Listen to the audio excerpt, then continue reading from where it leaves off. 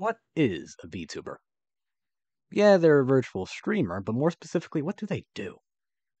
Normally, they just stream and do their thing, but agencies and companies like Hololive and Nijisanji make their VTubers into something more similar to idols or something idol adjacent. But can they be film directors? Writers? VTubing scene has needed some fresh ideas, especially from the big three companies, and Vox Akuma is here to deliver with his film, The Demon Hungers. And the movie builds on top of his pre-established lore. Works like this should be far more common in VTubing. Most VTubers have lore. Not turning them into compelling stories is just leaving money on the table as far as I'm concerned. And I think Vox agrees with me on that one, and that's why we're here today. Without further ado, let's do it. 3 years! After the fall of the Akuma clan, Vox finds himself awoken by a voice in his head spurring him on to live. Apparently, he's been in a sort of stasis or a coma, at least for a while. Eventually, he finds a peasant family and decides to stay with them for a minute, much to the frustration of the voice in his head. As the first act of the movie goes along, it's clear that Vox is getting weaker and weaker and weaker. I won't spoil the film any further than that, but that is the majority of the film.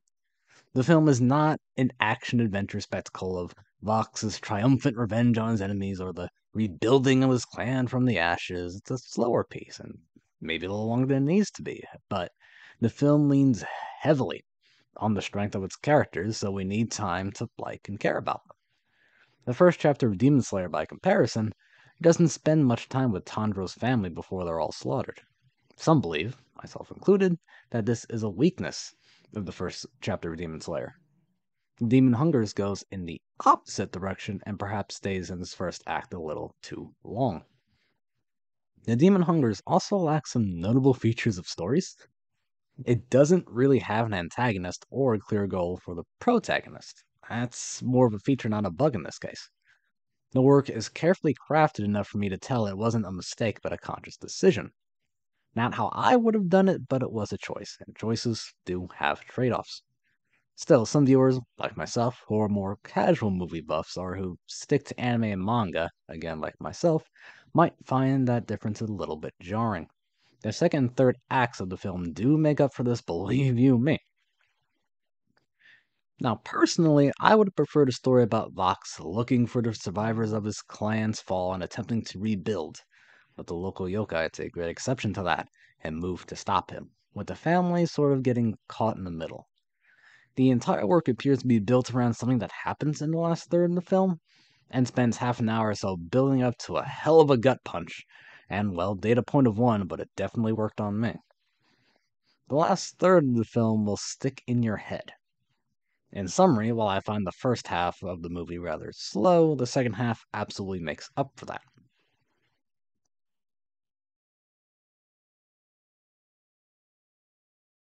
Demon Hungers only has 5 or 6 characters. Vox Akuma, though I'm not sure if his inner voice counts as a separate character or not, I suppose we can include it as such. And then we have the family. The father, voiced by Alpha Anarchy, and the mother, voiced by Monarch, aka Amelie. The child, Jiro, strangely the only other named character, is voiced by Cello Sita. Shitia. Shita. I'm just gonna call him Cello. I'm just gonna call her Cello. That's what we're gonna do. I suppose you can count the wolves in too, with their voice provided by Sayu. Unfortunately, no other Niji-san VTuber makes a cameo appearance or has a voice role, at least to my understanding. Which is, I mean, it's a bit of a shame, but it's understandable considering when and where this takes place.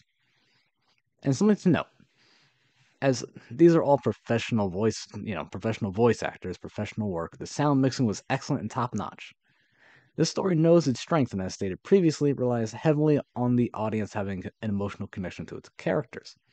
All the characters are charming and likable, but unfortunately, no one does all that much. I don't believe characters and plot necessarily need to compete for space, with one aspect coming out the victor.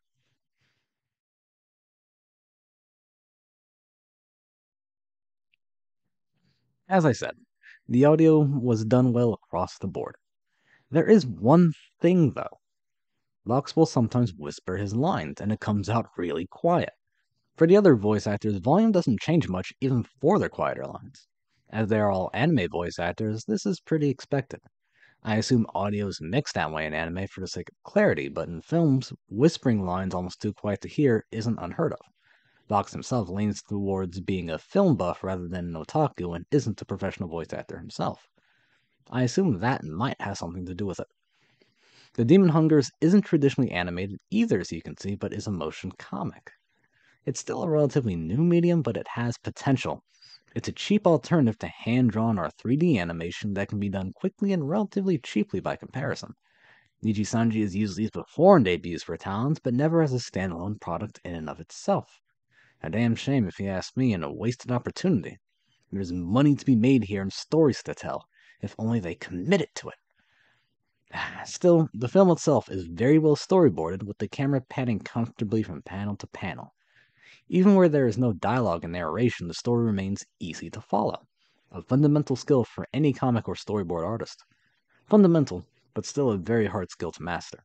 The art is done by Melikas, and 80% of the art is drawn absolutely beautifully, with stark black and white. But there is a bit of jank here and there. When you have this many images coming out in a row, there's gonna be jank. That's just the way it is. I have no idea how long production took from start to finish, but everyone involved should be proud of themselves. In summary, I think The Demon Hungers is a good watch, and one that'll stick.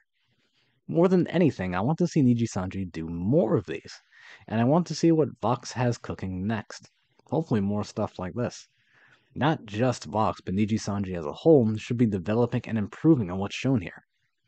Overall, this movie has my recommendation. It might be light on plot, but its artwork, storyboarding, music, and characters is well done and worth watching put together. Alright, guys, alright. That was my review of A Demon Hungers. I thought it was pretty good. I thought, of course, I laid out issues and stuff like that, but I did think it was pretty good. Definitely a good first step, and I want to see where Vox goes from here. And I guess to the regulars here, sorry for lack of stream, sorry for the lack of videos. Life has been absolute crazy, and all that. It's just been absolutely wild. And I was gone. I was doing army stuff while the movie was out, so I wasn't even in the state. So I had to do, like, I did the script in basically a night, and it was it. It was crazy. I had to do it late at night, but it is what it is. We got that all done. Hope y'all enjoyed. And also, sorry about how janky it is. This is my first time really doing a video of this nature with editing and shenaniganery, and I need better equipment. I'm basically just using like freaking Clipchamp and OBS, and just it's. I need a better microphone too, because my voice sounds awful. But yeah, and I also do want to say I did. Okay, I did. I tried to get Vox Akuma on the show. I'll be honest with you. I tried to get Vox on the show. Try to get Vox on a VTuber's thoughts. I tried. Thought the Niji Sanji myself. Well, I sent the email out their way and they told me no, which is exactly what I expected.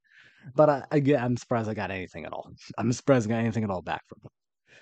Anyway, guys, if you like what you saw there, be sure to like, subscribe, comment your thoughts, and all that good stuff.